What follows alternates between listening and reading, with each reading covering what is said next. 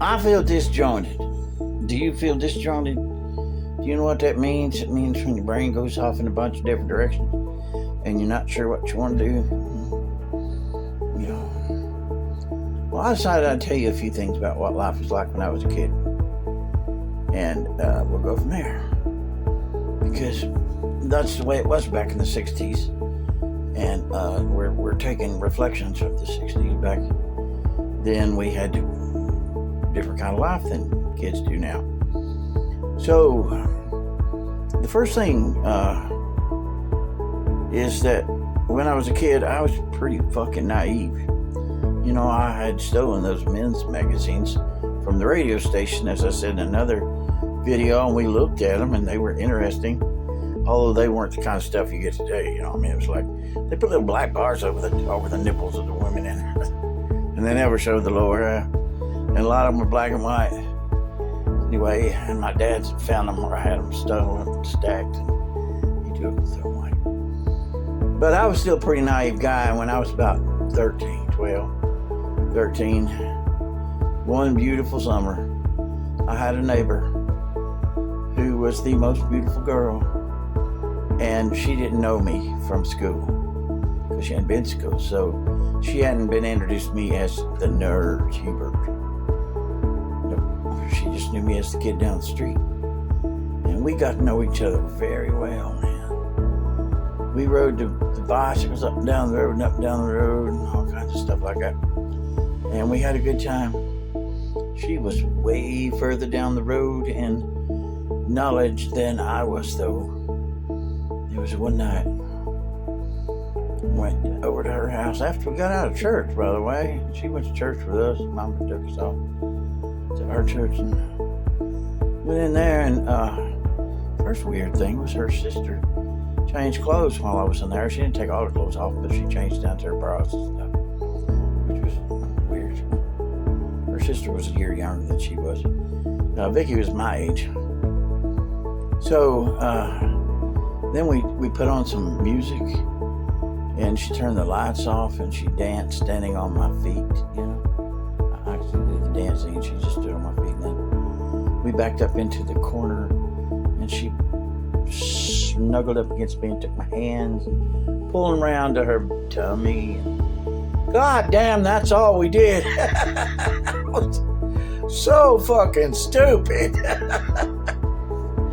Man, kids these days, hell, they knew what to do when they're 13. No, I didn't. I wanted to go out and play army all over the woods. I did that a lot when I was growing up. We'd get guns and helmets, and we played war. It was World War II, of course.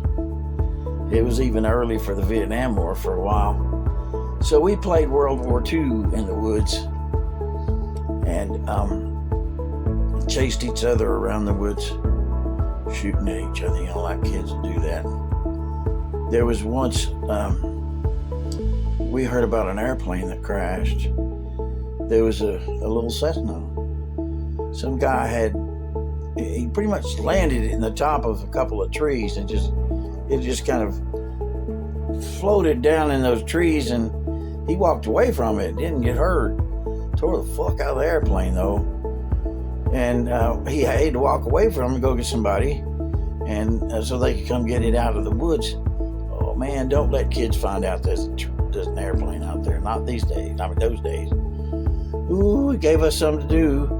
We went out there, and everybody got all around that plane. We played in the plane, and I had an IFR map. I didn't know what the fuck it was, but it was a weird looking, funny looking map, and I had that thing. I kept it for a long time. We just took everything out of the plane. It wasn't tied down. I think some people took some stuff that was. So it was pretty much trash by the time they come pick it up.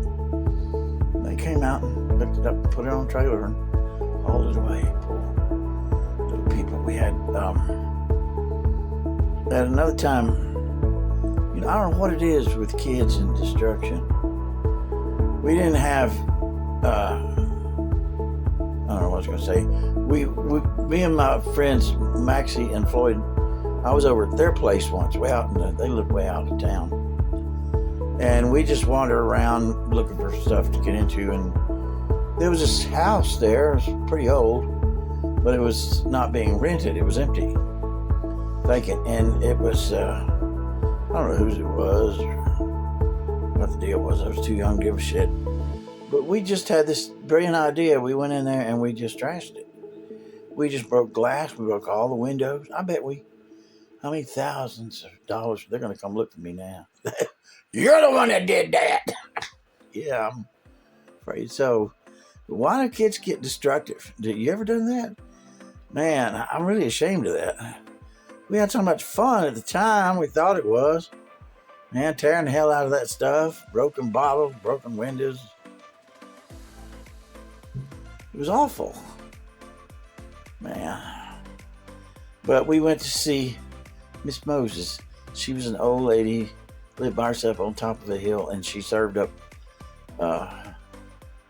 cookies, Lorna Doones. She served up,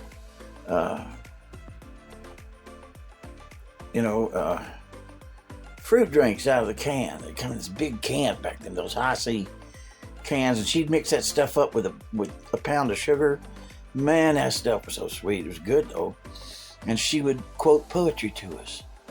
And I've learned to appreciate poetry because of Miss Moses. She was always my second grandma growing up. And, all those times I look back on, and I really miss them. And I think that in the modern age, that young people really don't have those kind of experiences anymore.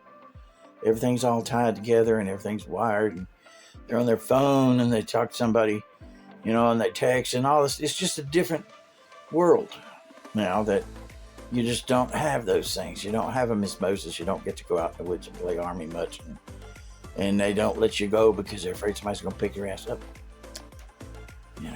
So hey, somebody send me a message and tell me what you think about all this shit. I got to go put it all on my website. And visit my website, tedgresham.com. All right? Have a good day and a great weekend.